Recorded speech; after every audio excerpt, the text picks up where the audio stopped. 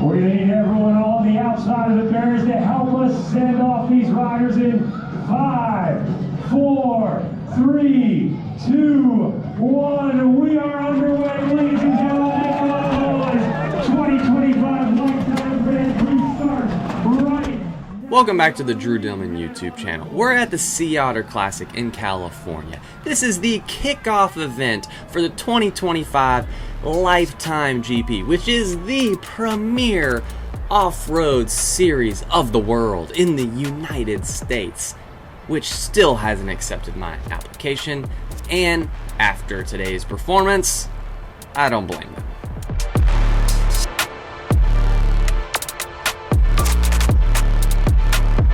The format of the gravel race, which is what we're doing, is 3 30-mile loops. Each of those loops has nearly 3,000 feet of climbing. That's a lot of climbing. We start out in the racetrack with an all-out 2-minute effort to the top of the racetrack, followed by the longest downhill portion of the entire loop, which is 4 miles on a narrow gravel road. It was gonna be sketchy, it was gonna be crazy, so everybody was gunning it to be at the front, at the top of that racetrack, which basically means that you're doing a 2-minute hole shot to get to the trail first. Kind of crazy. Which leads me to my first big mistake. I didn't warm up. I'm an idiot. If I had just stopped for a second, looked around and considered, like if I had just used my brain for a moment and thought, you know what, this track is wide open. Passing in the start is not an issue whatsoever. So your start position on the grid doesn't really matter that much, especially for somebody like me who's not racing to win the race. So I should have used my brain and thought, you know, I'm gonna forego lining up 30 minutes early, and I'm not gonna actually go and warm up, because going all out for 2 minutes, having done 0 warm up, is stupid. And that's exactly what I did. I saw the other people lining up, my nerves got the best of me, I got nervous, I got anxious, and so I lined up thinking I need to get a good start position, and actually I was just shooting myself in the foot because I was not ready for that first 2-minute effort. Dizzle Kibitz number 18, don't be influenced. Parentheses, against your will. I should have ignored what those people are doing. If you know you need or you want to do something, ignore what everybody else is doing and you do your own thing.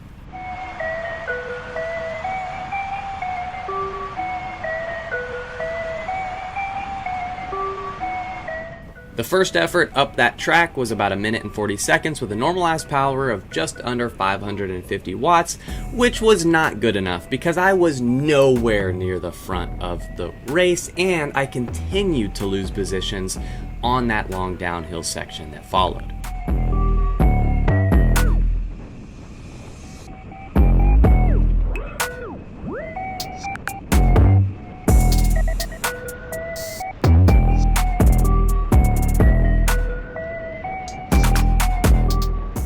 After that long downhill, you hit the first long climb on course, and I was in a group which was being led by Lachlan Morton. However, I quickly became detached from that group. I got dropped because I could not handle that pace. This effort was about 12.5 minutes at a normalized power of 334 watts, which is about a 0.92 intensity factor, and my heart rate tops out at 191 beats per minute, which is a little higher than usual.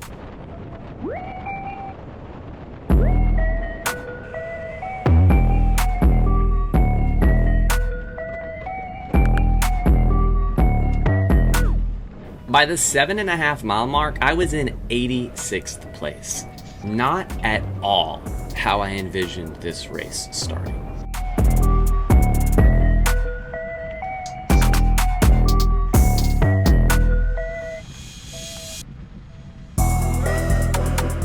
The big news about Sea Otter this year is that they've swapped the 70-mile Fuego XL mountain bike race to the 90-mile gravel event. And the reason that they've done this inside that Lifetime GP series is because they added the Little Sugar mountain bike race at the end of the season. So to keep the series and even 3 gravel, 3 mountain bike events, they had to either drop one of the other mountain bike events, or what they did was swap the Sea Otter race to a gravel race to maintain that 3 and 3 balance between gravel and mountain biking.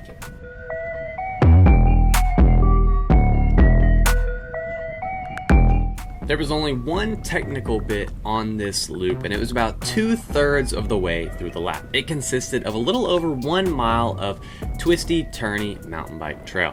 And I knew that I wanted to lead this section whenever possible.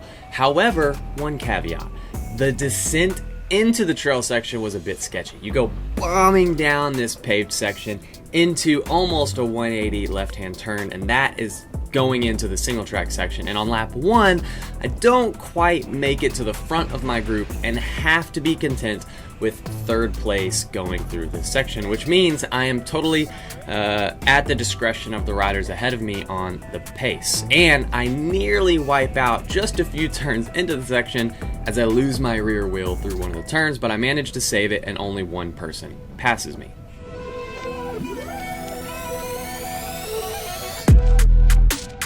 Not too long after, we passed John Borstelman on the side of the trail, which isn't quite surprising if you know his history with Sea Otter and bike handling.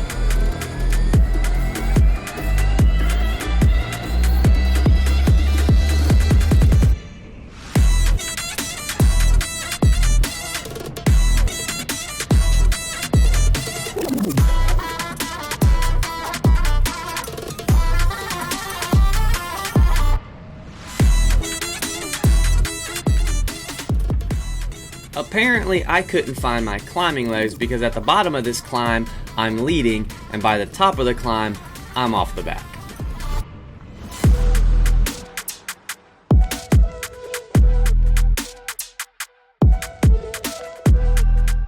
Watch the kid in green here. He completely misses this turn.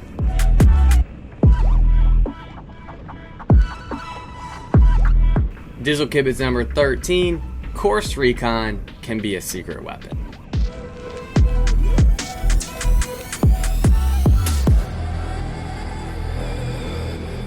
I do end up fighting my way back up to that group, and on the very next climb, I'm once again at the front of the group. However, on this climb, I stay at the front and nobody passes me. So either I found my climbing legs or they lost theirs.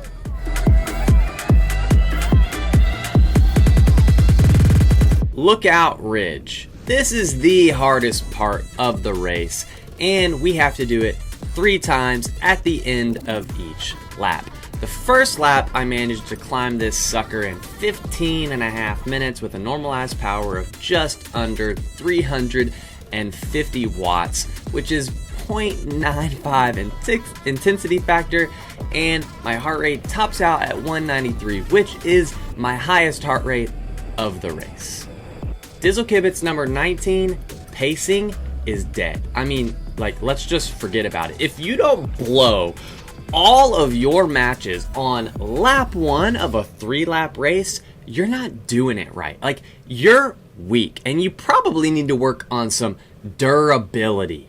If you haven't heard, it's the new FTP.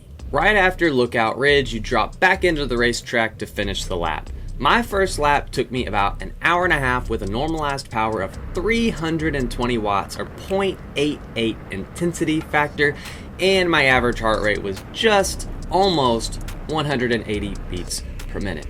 And with this big of an effort, I still only managed to gain 8 spots, crossing that mat in 78th place. The feed zone is right after the lap, right on the racetrack, which makes it very easy to feed. I grab my first bottle, no issues, and quickly realize I have no idea who's giving me my second bottle. So I start scanning all of the people for Good Life logos on their t-shirts, and just out of the corner of my eye, as I'm passing them, I see that logo. I look back and he's picking my bottle up off the ground and sprinting after me. He gets up to me, hands the bottle off, and there isn't any issue.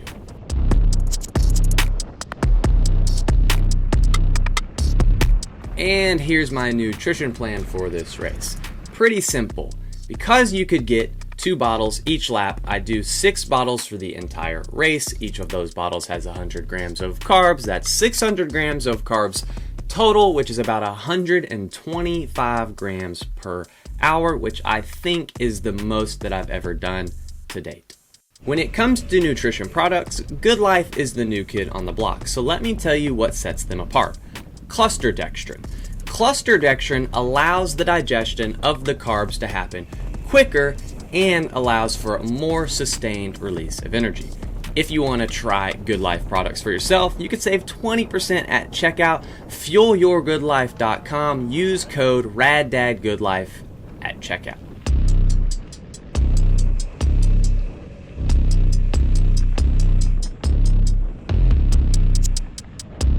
Because I dropped that group that I had been riding with up Lookout Ridge, I was basically solo for the entire second lap, connecting with a few single riders here and there, but most of them were so blown to shreds that they couldn't stay with me for that long. At one point, I could see the group that I was in, not far behind me, and I contemplated sitting up to drift back into that group to save some energy. Dizzle Kibitz number 15, conserve energy whenever possible. But I decided against that and kept at my own pace.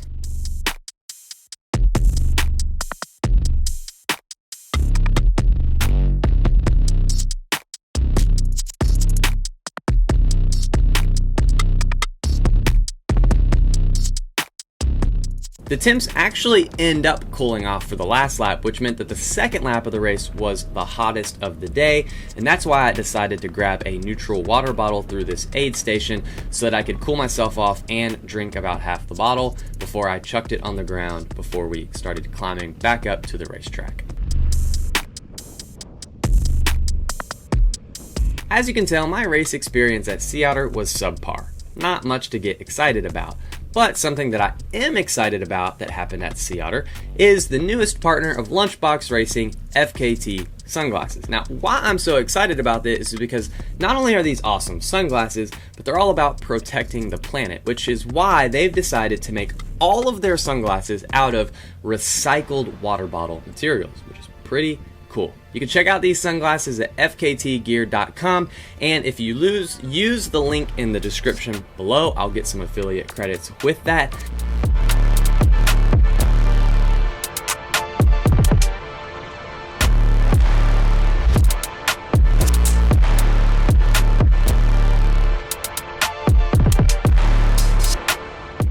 Up Lookout Ridge for the second time, I climb it in about 17 minutes and 20 seconds with a normalized power just under 300 watts or 0.82 intensity factor, and my heart rate tops out at 189 beats per minute. So my normalized power is about 50 watts less than lap 1. I go about 2 minutes slower, and my heart rate is only 4 beats lower.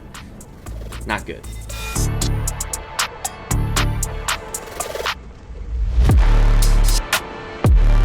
My second lap takes about an hour and 39 minutes at a normalized power of 281, which is about 0.77 intensity factor and an average heart rate of 180 beats per minute.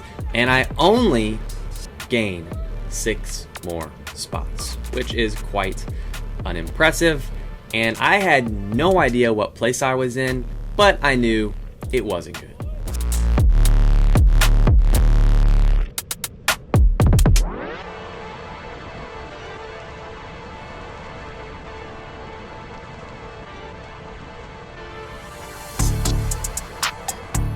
My only hope at this point was that a ton of people would blow up on the last lap and I'd make up some pretty good spots because of it.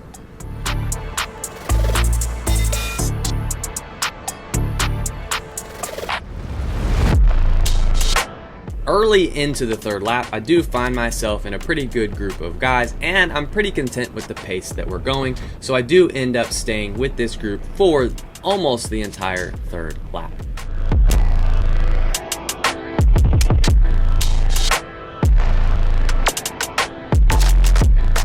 Throughout the race, you could tell which riders were in which category based on their number plates. The number plates either said Elite, Lifetime GP, Wildcard, or U23 rider.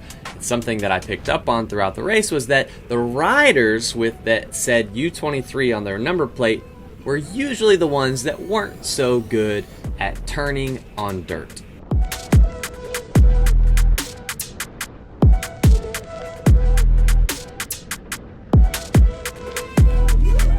And while I was in this group, a few funny moments occurred. One of those funny moments happened pretty early on when one of the other riders recognized me from the BonkBros podcast and yelled out, "Come on guys, we gotta go faster so we can catch Dylan so that Dizzle can get a tattoo," which referred to the latest episode where I had told Dylan that if I beat him at Sea Otter, he'd buy me a tattoo. I thought that was pretty funny. And if you're wondering, I didn't beat Dylan, but I got the tattoo anyways.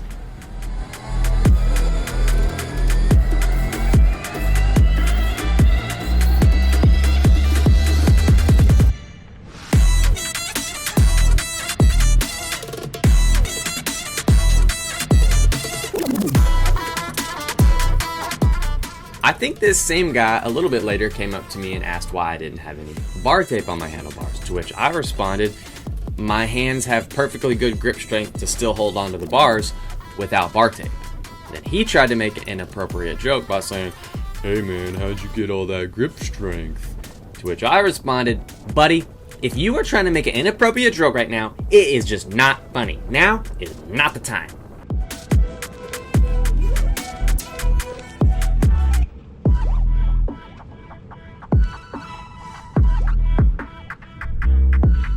We end up catching a group of about 5 more riders, which included Ted King. Me and Ted go way back to my very first gravel race at Mid-South 2019, where me, Ted, and Payson raced most of the race together and sprinted for the win.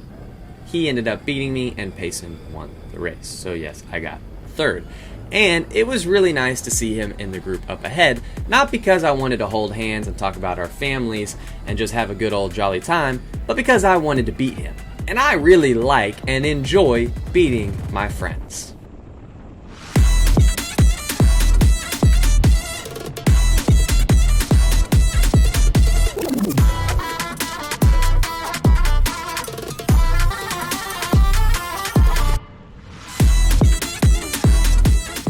As we got closer to that single track trail section, I knew I wanted to lead. So on that fast downhill paved section leading into it, I got a little bit of a gap to guarantee I was the first rider into the single track. And despite pushing the pace quite hard through the single track section, the group was still pretty big at the end of it.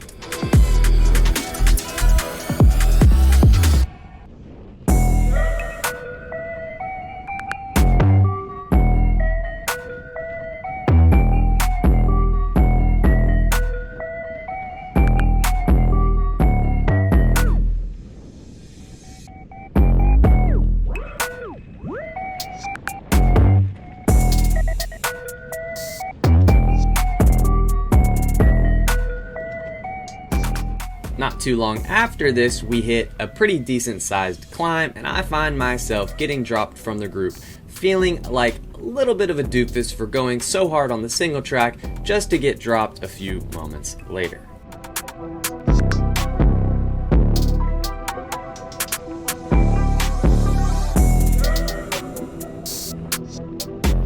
But after a few miles, I gather myself together and manage to catch back up to that group on the next little paved climb.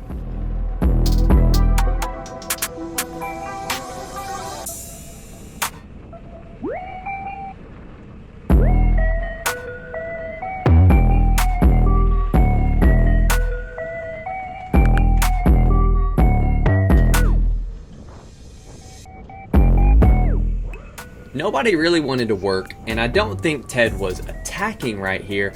I think nobody just wanted to follow his wheel. And so I jump across to him, and me and him ride together all the way to the final climb.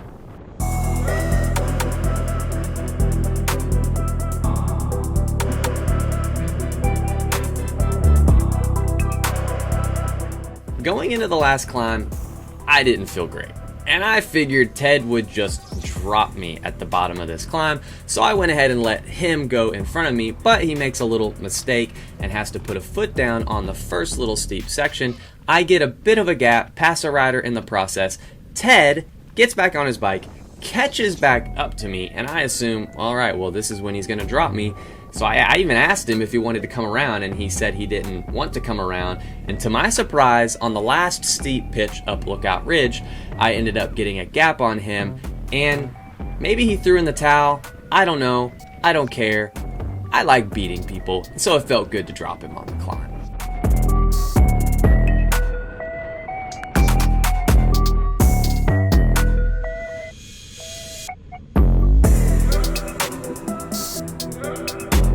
My time up Lookout Ridge for the last lap was 17 minutes and 40 seconds with a normalized power of 298, which is 0.82 intensity factor, and my heart rate topped out at 187 beats per minute.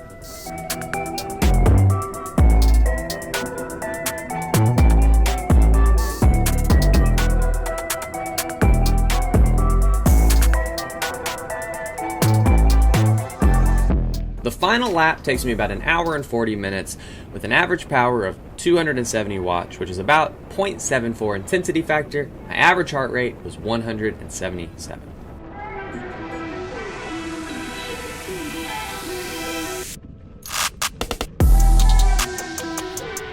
The entire race took me about 4 hours and 48 minutes with a normalized power of 292 watts, which is 0.8 intensity factor with an average heart rate of 178.